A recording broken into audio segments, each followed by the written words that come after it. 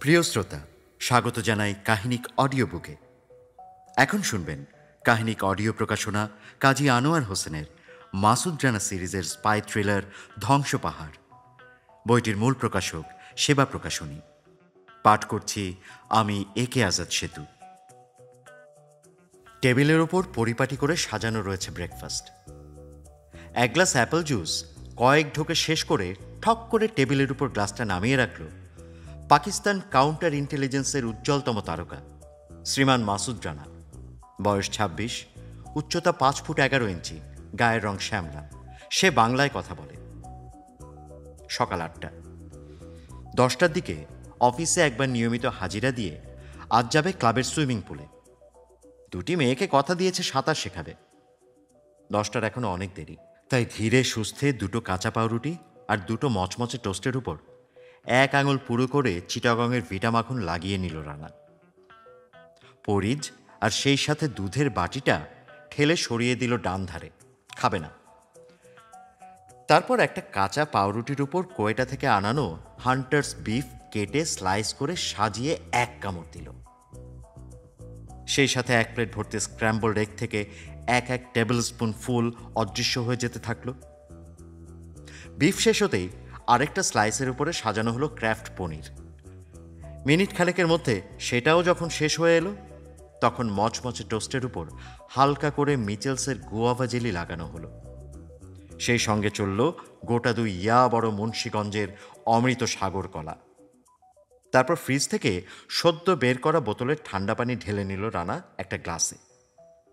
৩ ঢোকে গ্লাসটা শেষ করতেই ঘরে ঢুকলো রাঙার মা। বুড়িকে এক নজর দেখে নিয়ে নিশ্চিন্ত মনে আরাম করে সোফায় হেলান দিয়ে জুতো শুদ্ধ পা তুলে দিল রানা টেবিলের ওপর। চোখ বন্ধ করে সে অনুভব করল ফর্সা টেবিল ক্লথের উপর রাখা জুতো জোড়ার দিকে একবার চেয়ে নিয়ে বুড়ি পট থেকে কফি ঢেলে রানার হাতের কাছে টিপয়ের উপর রাখল। তারপর নিঃশব্দে বেরিয়ে গেল ঘর থেকে। পরপর ২ কাপ কড়া কফি খেয়েও গতরাত জাগরণের গ্লানিটা শরীর থেকে গেল না মাসুদ রানার। কদিন ধরে কাজ নেই হাতে। আজ টেনিস, কাল গল্ফ, পরশু সুইমিং, তারপর দিন রোয়িং, ফ্লাইং, ড্যান্সিং, ব্রিজ ইত্যাদি করে ক্লান্ত হয়ে পড়েছে রানা। খাঁচাইবন্দি বাঘের মতো ছটফট করছে তার বিপদ আর রোমাঞ্চপ্রিয় মনটা। গতরাতে ৩টে পর্যন্ত পোকার খেলেছে ক্লাবে, কিন্তু এসবে কি আর মন ভরে? একা মানুষ, ৫-এর ১ বি পুরনো পল্টনে ছোট্ট একটা একতলা বাড়ি ভাড়া করে আছে সে। ৩খানা বড় বড় ঘর, লাইট, কল, attached bath, kitchen, servants quarter, সব ব্যবস্থা ভালো। গাড়ি বারান্দার সামনে ছোটখাটো বেশ সুন্দর একটা লন আছে। ভাড়া ৫০০ টাকা। অফিস থেকেই ভাড়া পায় বাড়িওয়ালা মাসে মাসে। ধনির দুলাল সেজে থাকতে হয় রানাকে, অফিসের হুকুমেই। ঘর ৩খানার একখানা রানার বেডরুম, একটা ড্রয়িং রুম, বাকিটা খালি পড়ে থাকে হঠাৎ যদি কোনো অতিথি এসে পড়ে সেই অপেক্ষায়। মোখলেস বাবুর্চির হাতে ইংলিশ খানা খাচ্ছিল এতদিন। হঠাৎ বছর ২ আগে একদিন রাগার মা এসে উপস্থিত হলো।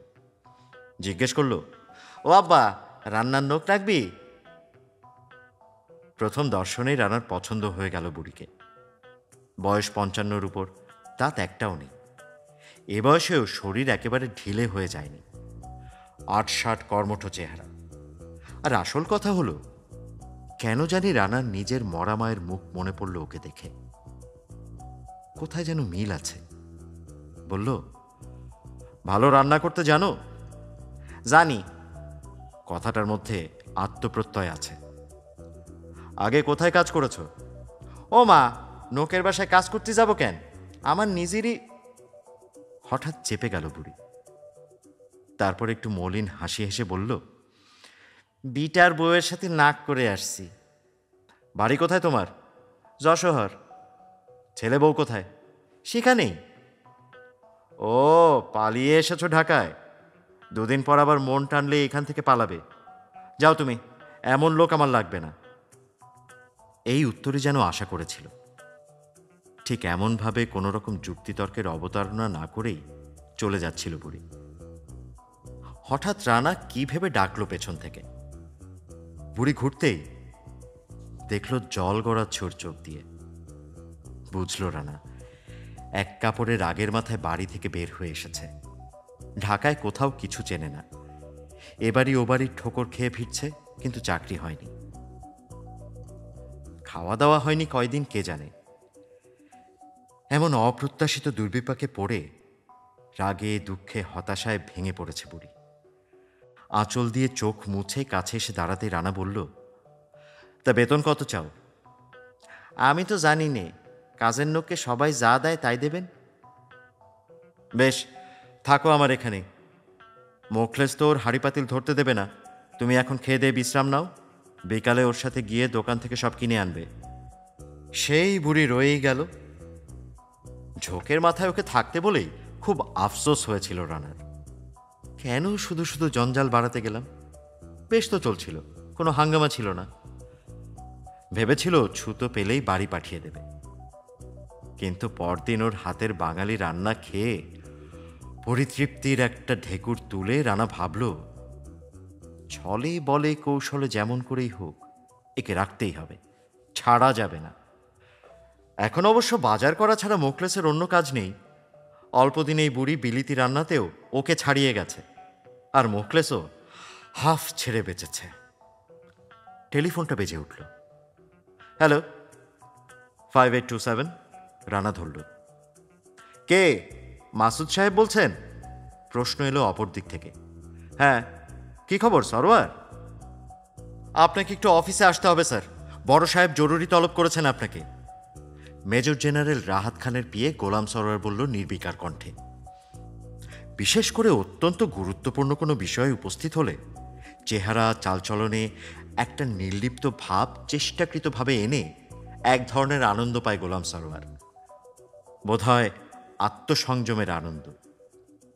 রানার খুব ভালো করে জানা আছে এই কণ্ঠস্বর, তাই জিজ্ঞেস করল, ব্যাপার কি বলো তো সরোয়ার? নতুন গোলমাল বাঁধল কিছু? কোথায় আছেন স্যার? হুলুস্থুল কারবার, ভোর 5টা থেকে অফিস করছি আজ, জলদি চলে আসেন বলেই ফোন ছেড়ে দিল কাজের চাপে সর্বক্ষণ ব্যস্ত অক্লান্ত পরিশ্রমী গোলাম সরোয়ার, অন্য কোনো প্রশ্নের সুযোগ না দিয়েই। মাসুদ রানা চোখ বন্ধ করে স্পষ্ট দেখতে পেল টেলিফোনটা রেখেই চটপট গোটা কতক ইমিডিয়েট লেবেল লাগানো ফাইল নিয়ে গোলাম সরোয়ার ছুটল চিফ অ্যাডমিনিস্ট্রেটরের কামরার দিকে। ঘন কালো ভুরুজোড়া অল্প একটু উঁচু করে ছোট্ট একটা শীষ দিল মাসুদ রানা। তাহলে তো খেলা জমে উঠেছে মনে হচ্ছে। প্যান্ট আর জুতো পরাই ছিল। ভোরবেলা গোসল করেই সেগুলো পরে ফেলে সবসময়। ড্রয়ার থেকে পিস্তল ভরা হোলস্টারটা বের করে বাঁকাতে ঝুলিয়ে নিল রানা। পিস্তলটা খুব দ্রুত কয়েকবার হোলস্টার থেকে বের করে ঠিক জায়গা মতো হাত পড়ছে কিনা দেখে নিল। তারপর রোজকার অভ্যাস মতো স্লাইডটা 8বার টেনে টেনে একে একে 8টা গুলি বের করে পরীক্ষা করলো ইজেক্টর ক্লিপটা ঠিকমতো কাজ করছে কিনা। ম্যাগাজিন রিলিজ টিপতেই সরাত করে বেরিয়ে এলো খালি ম্যাগাজিন। তারপর স্লাইড টেনে চেম্বারে একটা বুলেট ঢুকিয়ে আস্তে হ্যামারটা নামিয়ে দিল রানা। সবসময় ঠিক ফায়ারিং পজিশনে এনে রাখে সে তার বিপদসংকুল রোমাঞ্চকর জীবনের একমাত্র বিশ্বস্ত সাথী, এই .32 ক্যালিবারের ডাবল অ্যাকশন অটোমেটিক ওয়ালথার পিপিকে পিস্তলটি। ম্যাগাজিনের 7টা বুলেট ভরে যথাস্থানে ঢুকিয়ে দিল রানা। ক্যাচের সাথে আটকে একটা ক্লিক শব্দ হতেই সন্তুষ্ট চিত্তে আবার শোল্ডার হোলস্টারে ভরে রাখল সে তার ছোট্ট যন্ত্রটা। তারপর একটা নীল টি শার্ট পরে ড্রেসিং টেবিলের লম্বা আয়নার সামনে দাঁড়িয়ে ঘুরে ফিরে ভালো করে দেখে নিল শোল্ডার হোলস্টারটা কোনো দিক থেকে দেখা যাচ্ছে কিনা। তারপর নিশ্চিন্ত হয়ে স্টার্ট দিল ওর একান্ত প্রিয় জাগুয়ার XKE গাড়িতে। ও বাবা, দরজার চাবি নেছেন? রাঙার মা এসে দাঁড়ালো। না তো, কেন? তুমি বাসায় থাকবে না? দুপুরে একটু মিরপুর মাজারে যাব, ড্রয়ার থেকে আমার চাবিটা নিয়ে মোখলেসের কাছে দিয়ে যেও। ও তো আমার সঙ্গে যাবি। বেশ, তোমার চাবিটা জলদি আমাকে দাও, তুমি ড্রয়ার থেকে আমারটা নিয়ে যেও। নাও, তাড়াতাড়ি করো। বাড়ি থেকে বেরিয়ে একটু হাসল রানা। যেদিনই বিশেষ টেলিফোন আসবে অফিস থেকে, সেদিনই বুড়ির মিরপুরের মাজারে যাওয়া চাই। এই 2 বছরের মধ্যে রাঙার মা দেখেছে যতবারই এমন টেলিফোন এসেছে ততবারই আব্বা কয়দিন আর বাড়িতে ফেরেনি। প্রায়ই শরীরে কাটাকুটি নিয়ে বাড়ি ফেরে আব্বা। একবার তো 20 দিন পর খাটিয়ায় করে হাসপাতাল থেকে বাড়িতে দিয়ে গেল কয়েকজন লোক, সারা অঙ্গে জখমের দাগ। 1 মাস কত সেবা শুশ্রূষা করে জ্যান্ত করতে হয়েছে তাকে। আব্বা যে কি কাজ করে তা ঠিক জানে না সে, তবে কাজটা যে খুবই ভয়ঙ্কর আর বিপজ্জনক তা সে বুঝতে পারে। সদা সর্বদা তাই শঙ্কিত হয়ে থাকে সে। একবার মনে হয় আব্বা বোধহয় পুলিশের নোক, আবার সন্দেহ হয় পুলিশের নোক যদি হয় তবে মেজাজ এত ঠান্ডা কেন। গোলাগুলির সাথে কারবার আব্বার, তাই তো আব্বার সাথে সবসময় ছোট বন্দুক থাকে। এইটাই আব্বার চাকরি। বিপদ আছে বলেই না মাসে মাসে 1600 টাকা করে মাইনে দেয় আব্বাকে। কোনোভাবে বারণ করতে পারে না সে, তাই যতবারই রানা কোনো কাজে হাত দেয় ততবারই রাঙার মা মিরপুরের মাজারে গিয়ে মানত করে আসে। যখন সুস্থ বা অসুস্থ অবস্থায় সে ফিরে আসে তখন মোখলেসকে দিয়ে মানত পুরো করে দেয়। বিরক্ত হয়ে মোখলেস একদিন রাঙার মার এসব গোপন কথা বলে দিয়েছে রানাকে। মতিঝিল কমার্শিয়াল এরিয়ার একটা 7 তলা বাড়ির পেছন দিকটায় গাড়ি পার্ক করে লিফটের বোতাম টিপল মাসুদ রানা। ওকে দেখে লিফটম্যান কোনো প্রশ্ন না করেই 5th ফ্লোর অর্থাৎ 6 তলায় উঠে এলো। 6 এবং 7 তলার সবটা জুড়ে পিসিআই বা পাকিস্তান কাউন্টার ইন্টেলিজেন্সের অফিস।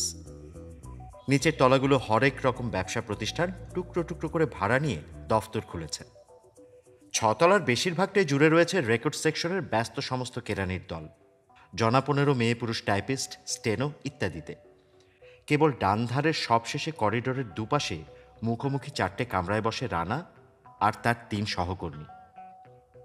7 তলার এক অংশে মেজর জেনারেল রাহাত খান আর চিফ অ্যাডমিনিস্ট্রেটর কর্নেল শেখের কামরা, আর বাকিটায় অত্যাধুনিক সরঞ্জামে সুসজ্জিত ওয়্যারলেস সেকশন। 350 কিলোওয়াটের অত্যন্ত শক্তিশালী ট্রান্সমিটার রয়েছে ছাদের উপর। বেদ ঘুটে সব যন্ত্রের সামনে দাঁড়িয়ে ডায়াল করছে স্পেশাল ট্রেনিং প্রাপ্ত জনা কয়েক অপারেটর। কানে হেডফোন। মাইক্রোওয়েভ, সানস্পট আর হেভিসাইড লেয়ারের জগতে আছে এরা। পাশের টেবিলে রাখা শর্ট হ্যান্ড খাতা, ডিক্টাফোন। সব মিলিয়ে নিখুঁত এ প্রতিষ্ঠানটি। কোনো গোলমাল নেই, যেন আপনা আপনি সব কাজ হয়ে যাচ্ছে, এমন শৃঙ্খলা। মাসুদ রানা প্রথমে ঢুকল নিজের কামরায়। ঘরটার 4 ভাগের 1 ভাগ কার্ডবোর্ডের পার্টিশন দিয়ে আলাদা করা। সেখানে টাইপিস্ট মকবুল বসে রানার গত কেসটার পূর্ণ বিবরণ টাইপ করছে। রানাকে দেখে পিঠটা কুজো করে উঠে দাঁড়াতে গেল মকবুল। বসো বলে সুইং ডোর ঠেলে নিজের ঘরে ঢুকল রানা। ইনলেখা বেতের কারুকাজ করা ট্রেতে গোটা কয়েক ফাইল জমা হয়ে আছে। ওগুলোর দিকে অনুকম্পার দৃষ্টিতে চেয়ে একটু হাসল রানা। ভাবল, আজ বাছাধনের একটু বিশ্রাম নাও, আজ আর তোমাদের কাছে ভিড়ছি না। টেবিলের উপর হাতের ডান ধারে রাখা ইন্টারকমের একটা বোতাম টিপে রানা বলল, মাসুদ রানা বলছি, আমাকে ডেকেছিলেন স্যার? গম্ভীর কণ্ঠে উত্তর এলো, ওপরে এসো। বুকের মধ্যে ছলাৎ করে উঠল খানিকটা রক্ত। কেমন একটা আনন্দ শিহরণের মতো অনুভব করল রানা 1 সেকেন্ডের জন্য। মাসখানেক পর আজ আবার গিয়ে দাঁড়াবে সেই তীক্ষ্ণ দুটো চোখের সামনে, যে চোখকে আজ 7 বছর ধরে সে ভক্তি করেছে আর ভালোবেসেছে। ওই ক্ষুরোধার দৃষ্টির ইঙ্গিতে কতবার কত ভয়ঙ্কর বিপদের মধ্যে ঝাঁপিয়ে পড়েছে সে বিনা দ্বিধায়। লিফটের দিকে না গিয়ে সিঁড়ির দিকে এগোলো রানা। সুন্দরী রিসেপশনিস্ট মিষ্টি করে হাসল একটু। রানাও হেসে তরতর করে সিঁড়ি বেয়ে উপরে উঠে গেল। ডান ধারের সবশেষের ঘরটায় বসেন রিটায়ার্ড মেজর জেনারেল রাহাত খান। বাঙালিদের মধ্যে তিনিই প্রথম ব্রিটিশ আর্মি ইন্টেলিজেন্সের এত উপরে উঠতে পেরেছিলেন। 1952 সালে শিশুরাষ্ট্র পাকিস্তান যখন বহির্বিশ্বের ক্রমবর্ধমান কুচক্রের বিরুদ্ধে অত্যন্ত শক্তিশালী কোনো প্রতিষ্ঠান স্থাপনের প্রয়োজনীয়তা গভীরভাবে উপলব্ধি করেছে, ঠিক সেই সময় অবসর গ্রহণ করলেন আর্মি ইন্টেলিজেন্সের সুযোগ্য কর্ণধার মেজর জেনারেল রাহাত খান। সাথে সাথেই নতুন প্রতিষ্ঠান স্থাপন করা হলো। নাম দেয়া হলো পাকিস্তান কাউন্টার ইন্টেলিজেন্স, এবং দ্বিধামাত্র না করে রাহাত খানকে বসিয়ে দেয়া হলো এর মাথায়। অনেক বাগ বিতণ্ডার পর ঢাকায় এর হেডকোয়ার্টার স্থাপনের সিদ্ধান্ত চূড়ান্তভাবে গৃহীত হল। নিজ হাতে এ প্রতিষ্ঠান গড়ে তুলেছেন রাহাত খান মনের মতো করে। অক্লান্ত পরিশ্রম করে কয়েক বছরের মধ্যেই এত বেশি সুনাম অর্জন করেছে এই প্রতিষ্ঠান যে আমেরিকা, ব্রিটেন আর সোভিয়েত ইউনিয়নের গুপ্তচর বিভাগ এখন পিসিআইকে নিজেদের সমকক্ষ বলে স্বীকার করতে গর্ব অনুভব করে। কিছুটা গোপনীয়তার খাতিরে আর কিছুটা পাকিস্তানের বাইরে পৃথিবীর প্রায় সর্বোচ্চ কার্যরত পিসিআই এজেন্টদের জরুরি খবর আদান প্রদানের সুবিধার জন্য বাড়িটা ভাড়া নেওয়া হয়েছে একটা ব্যবসায়িক প্রতিষ্ঠানের ছদ্মনামে। মস্ত বড় সাইনবোর্ড টাঙিয়ে দেয়া হয়েছে, তাতে ইংরেজিতে লেখা international trading corporation, exports, imports, indenters. ব্যবসার খাতিরে বা চাকরির খোঁজে কেউ যদি ভুল করে এখানে এসে ওঠে, তবে রিসেপশনিস্টের মিষ্টি হাসি এবং কয়েকটা প্রশ্নের নাবাচক উত্তর নিয়েই তাকে সন্তুষ্ট চিত্তে ফিরতে হয়। আসুন স্যার, বড় সাহেব আপনার জন্য অপেক্ষা করছেন, বলল গোলাম সরোয়ার। টেলিফোন করবার ঠিক 4 মিনিটের মধ্যে রানাকে সশরীরে উপস্থিত দেখে একটু বিস্মিতই হলো সে। তারপর আবার মগ্ন হয়ে গেল আপন কাজে। আস্তে দরজাটা খুলে প্রবেশ করল রানা। পুরো কার্পেটে আগাগোড়া মোড়া মস্ত ঘরটা। উত্তর দিকের জানালার দামি কার্টেনটা একপাশে সরানো। পুরো বেলজিয়াম কাচে ঢাকা মস্ত বড় সেক্রেটারিয়ের টেবিলের উপর পা তুলে দিয়ে রিভলভিং চেয়ারে আরাম করে বসে জানালা দিয়ে বাইরে চেয়ে কি যেন ভাবছেন রাহাত খান। হাতে কিং সাইজের একটা জ্বলন্ত চেস্টারফিল্ড সিগারেট। আমেরিকান টোস্টেড টোবাকোর গন্ধ সারা ঘরে। দরজাটা খুট করে বন্ধ হতেই চোখ ফিরিয়ে একবার আপাতমস্তক দেখলেন রানাকে। তারপর টেবিল থেকে পা নামিয়ে সোজা হয়ে বসলেন রাহাত খান। মাথাটা একটু ডান দিকে ঝাঁকিয়ে আবছা ইঙ্গিতে বসতে বললেন রানাকে। এসব ইঙ্গিত রানার মুখস্থ। বিনা বাক্যব্যয় সামনের একটা চেয়ারে বসে পড়ল সে। এবার তার 58তম জন্মবার্ষিকীতে রানার উপহার দেয়া রনসন গ্যাস লাইটারের তলায় চাপা দেয়া একটা 4 ভাঁজ করা কাগজ তুলে রাহাত খান বললেন, এটাই একবার চোখ বুলিয়ে পকেটে রেখে দাও, মজার জিনিস। ভাঁজ খুলে দেখল রানা। ক্রিম কালারের অনিয়ন স্কিন পেপারে ইংরেজিতে টাইপ করা একটা চিঠি ওটা। সাইজ 8.5 x 11 ইঞ্চি, অর্থাৎ ডিমাইয়ের 4 ভাগের 1 ভাগ। বেশ কিছু দূর গড় করে পড়ে গেল সে, কিন্তু অর্থ কিছুই বুঝতে পারল না। সাংকেতিক ভাষায় লেখা চিঠিটা। হঠাৎ চিঠিটার উপর দিকে ডান ধারে একটা সাংকেতিক চিহ্ন দেখেই রানা বুঝল এটা ইন্ডিয়ান সিক্রেট সার্ভিসের চিঠি। এই চিহ্ন আগেও দেখেছে সে কয়েকবার। মুখ তুলে রাহাত খানের দিকে চাইতে তিনি ইঙ্গিত করলেন ওটা পকেটে রেখে দেবার জন্য। বেশি কথা বলা পছন্দ করেন না তিনি, তাই যতটা সম্ভব ইঙ্গিতেই কাজ সারেন। এবার আরেকটা কাগজ টেবিলের উপর রানার দিকে একটু ঠেলে দিলেন তিনি। বললেন, ওই চিঠির অনুবাদ, মন দিয়ে পড়ো, কোথাও বুঝতে না পারলে জিজ্ঞেস করবে। রানা একবার জেনারেলের মুখের দিকে চাইল। কিছুই আন্দাজ করা গেল না সে মুখ দেখে। গোফদারি পরিষ্কার করে কামানো, কপালে আর গালে বয়সের ভাঁজ পড়েছে কয়েকটা, কাঁচা পাকা ভুরু। এছাড়া রিজু দেহটায় প্রৌঢ়ত্বের আর কোনো চিহ্ন নেই। ইজিপশিয়ান কটনের ধপধপে সাদা স্টিফ কলার শার্ট, সার্জের স্যুট আর ব্রিটিশ কায়দায় বাঁধা দামি টায়ের নট, সবটা মিলিয়ে খুব সপ্রতিভ চেহারা বুড়োর। তীক্ষ্ণ চোখ দুটো এখন নিরাসক্তভাবে চেয়ে আছে সামনের দেয়ালে টাঙানো অ্যাংলো সুইস ঘড়িটার দিকে। একটু ঝুঁকে চিঠিটা তুলে নিল রানা টেবিলের উপর থেকে।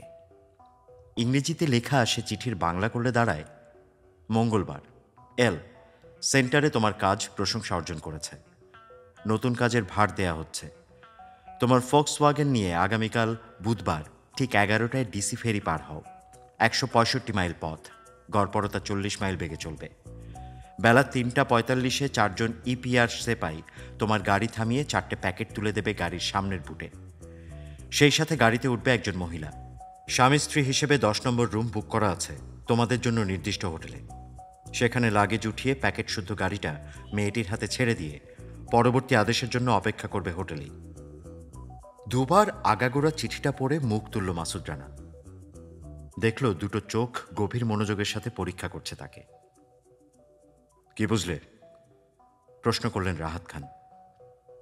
সাংঘাতিক ব্যাপার স্যার, ভারতীয় কোনো গুপ্তচরকে গাড়ি চালিয়ে ঢাকা থেকে চিটাগাং যাবার নির্দেশ দেওয়া হয়েছে আজই 11টার সময়। চট করে রিস্ট ওয়াচটা দেখে নিয়ে আবার রানা বলল, সুপরিকল্পিত কোনো প্ল্যান বলেই মনে হচ্ছে। 3:45 কুমিল্লা ছাড়িয়ে 14 গ্রামের কাছাকাছি বর্ডারের পাশ দিয়ে যখন গাড়ি যাবে, তখন ইপিআরের ছদ্মবেশে কয়েকজন ভারতীয় সেনা গাড়িতে কিছু মাল তুলে দেবে। চিটাগাংয়ে কোনো সাংঘাতিক ঘটনা ঘটতে চলেছে স্যার। নিরাপত্তার জন্য কাজটা দুভাগে ভাগ করে দেওয়া হয়েছে, ছেলেটার কিছুটা, মেয়েটার কিছুটা।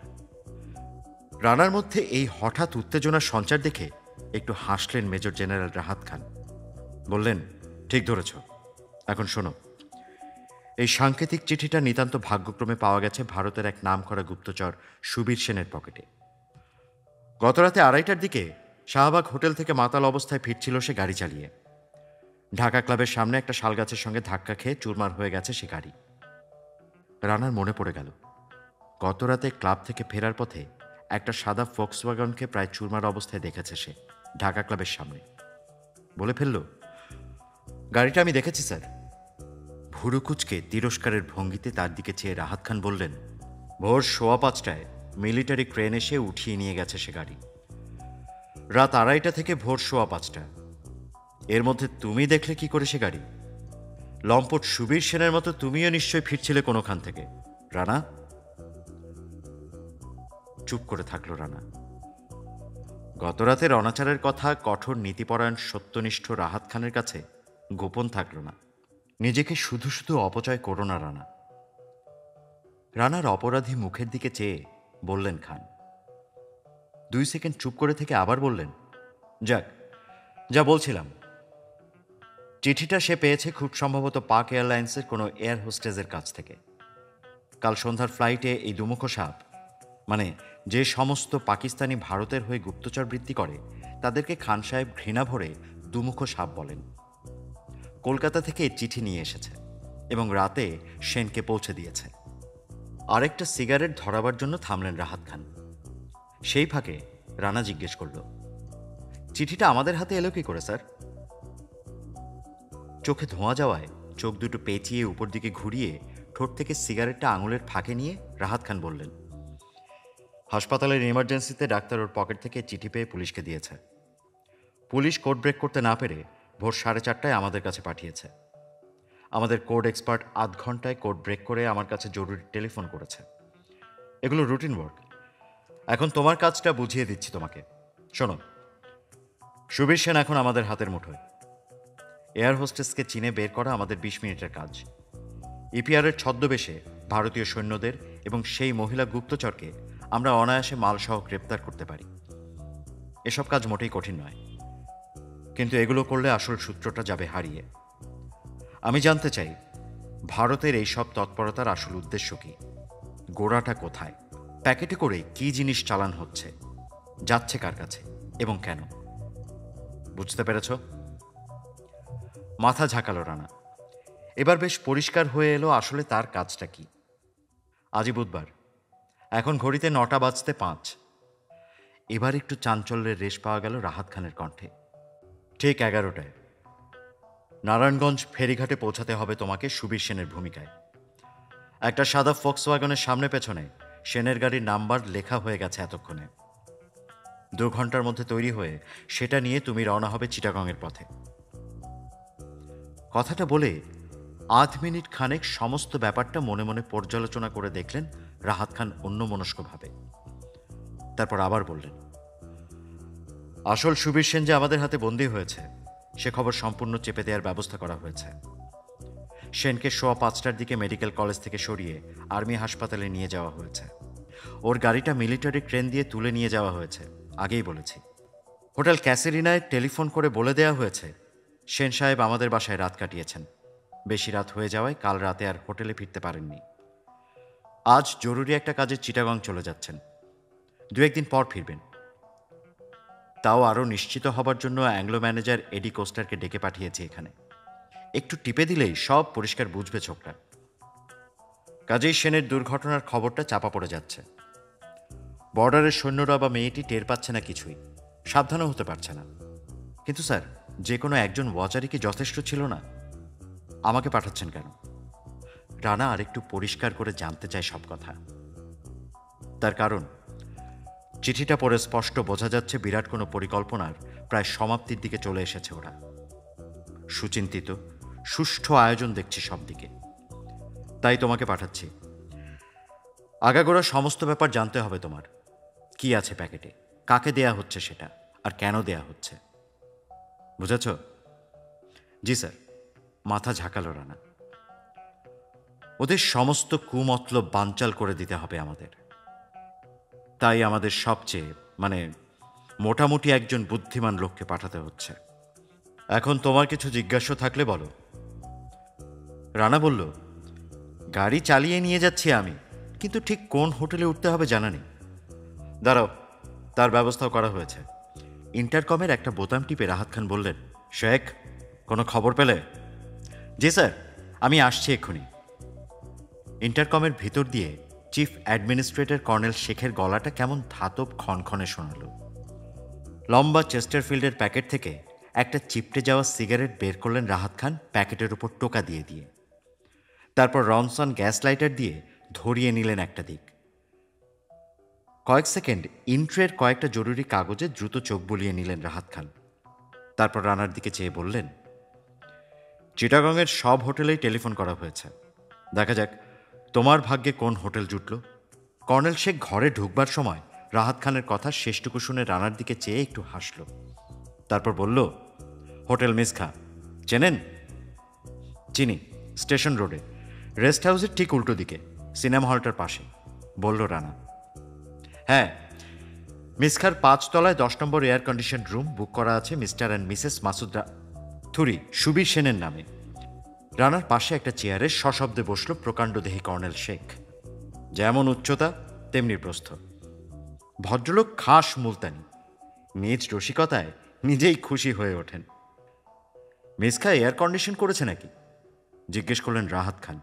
না স্যার, কোনো কোনো ঘরে এয়ার কুলার লাগিয়ে 10 টাকা চার্জ বেশি নেয়। হ্যাঁ, যা বলছিলাম রানা। কাজের কথা এলেন আবার রাহাত খান। তোমরা পৌঁছাবে সেখানে সন্ধ্যে 7:15টার দিকে। মেয়েটা যখনই প্যাকেটগুলো পৌঁছাবার জন্য নিচে নামবে লিফটে করে, তুমি সাথে সাথে নেমে আসবে সিঁড়ি বেয়ে। সামনের রাস্তাটা পার হয়ে দেখবে চালকবিহীন একটা নীল রঙের ওপেল রেকর্ড স্টার্ট দেওয়া অবস্থায় রাখা আছে রাস্তার ওপর। ওই গাড়িতে করে পিছু নেবে মেয়েটির। এরপর কিভাবে এগোবে তা স্থির করার ভার তোমার উপরই থাকবে। Chittagong Dhaka direct telephone line থাকায় তোমার সাথে আর ওয়্যারলেস সেট দিচ্ছি না। যখনই প্রয়োজন মনে করো তখনই রিং করবে। মাথা নেড়ে উঠতে যাচ্ছিল রানা। চোখের পাতা নামালেন এবং সেই সাথে তর্জনী দিয়ে সিগারেটের উপর লম্বালম্বিভাবে একটা টোকা দিয়ে ছাই ঝাড়লেন রাহাত খান। তার মানে, উঠো না, একটু বসো। শেষ একটা টান দিয়ে অ্যাশট্রেতে সিগারেটের টুকরোটা ফেলে বোতাম টিপলেন রাহাত খান। উপরের পাতটা দুভাগ হয়ে ভিতরে চলে গেল টুকরোটা। ছ্যাত করে একটা শব্দ হলো ভেতর থেকে, আর পাতলা এক ফালি ধোঁয়া বেরিয়ে এলো কোনো এক ফাঁক দিয়ে। আর একটা কথা, এতক্ষণ পর আন্তরিকতার একটা ক্ষীণ হাসির আভাস পাওয়া গেল রাহাত খানের মুখে। বলা যায় না, আমাদের অজ্ঞাত কোনো উপায়ে অপরপক্ষ জেনে ফেলতে পারে যে তুমি সুবীর সেন নও। হয়তো এখনই সব কিছু জেনে গেছে ওরা এবং প্রয়োজনীয় ব্যবস্থা গ্রহণ করেছে। বিপদের ঝুঁকিটা কতখানি বুঝতে পারছো? কাজেই খুব সাবধান থাকবে আর সব রকম পরিস্থিতির জন্য প্রস্তুত থাকবে। যাও এখন। কথাগুলো শোনালো ছোটকালে বাইরে কোথাও পাঠালে মা যেমন বারবার করে বলে দিতেন, দেখিস খোকা, গাড়ি ঘোড়া দেখে চলিস আর রাস্তার ডান ধার ঘেঁষে হাঁটবি, বুঝলি? ঠিক তেমনি মৃদু হেসে রানা বেরিয়ে গেল ঘর থেকে। হঠাৎ যদি সে পিছন ফিরত তাহলে দেখতে পেত তার সুঠাম দীর্ঘ একহারা চেহারার দিকে সস্নেহ দৃষ্টিতে চেয়ে আছেন মেজর জেনারেল অবসরপ্রাপ্ত রাহাত খান। প্রিয় শ্রোতা, আশা করি বইটির এই নমুনা অংশটুকু আপনার ভালো লেগেছে। পুরো বইটি শুনবার জন্য কাহিনিক অ্যাপ থেকে বইটি ক্রয় করে নিজের লাইব্রেরিতে সংগ্রহ করুন, নিজে শুনুন এবং অন্যকে উপহার দিন। বই বাজুক কানে, বই বাজুক কানে। কাহিনিক অডিও বুক বাংলার গল্পকার।